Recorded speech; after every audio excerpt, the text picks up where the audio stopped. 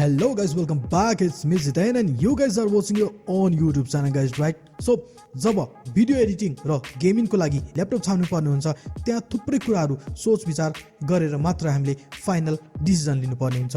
त्यस्तै केही महत्त्वपूर्ण विचारहरूमा त्यो ल्यापटपको प्रोसेसर, ग्राफिक्स कार्ड, स्टोरेज र मेमोरी समावेश भएको हुन्छ।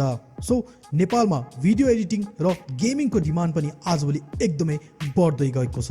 आफ्नो क्यारियर होस् या त पैसा कमाउनको लागि धेरै जसोले भिडियो एडिटिङ र गेमिङलाई आफ्नो पेसा बनाएको देखिन्छ। कतिपय मानिसहरू यसबाट मनग्गे आर्जन पनि गरिरहेका छन् र यस्ता सम्पूर्ण कामलाई प्रोफेसनल बनाउनको लागि एउटा प्रोफेसनल ल्यापटपको आवश्यकता पर्दछ।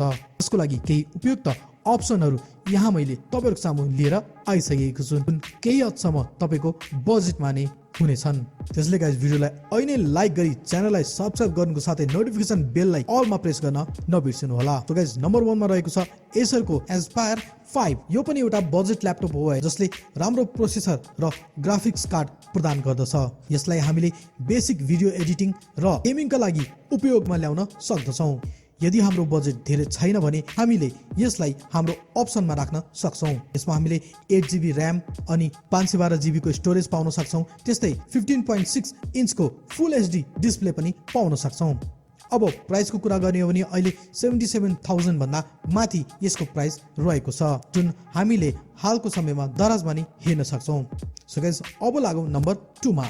नम्बर 2 मा रहेको छ HP को HP पवेलियन 15। यो पनि एउटा बजेटमा आउने ल्यापटप हो जसले एकदमै राम्रो प्रोसेसर र ग्राफिक्स कार्ड प्रदान गर्दछ, जसले हल्कादेखि मध्यम खालको भिडियो एडिटिङ र गेमिङको लागि पनि एकदमै उपयुक्त छ। यसको स्टार्टिङ प्राइस अहिले अनलाइन स्टोरहरूमा र यस्तै गाइस अब कुरा गरौँ नम्बर 3 मा। नम्बर 3 मा लिनोभोको लिडप्याड L340।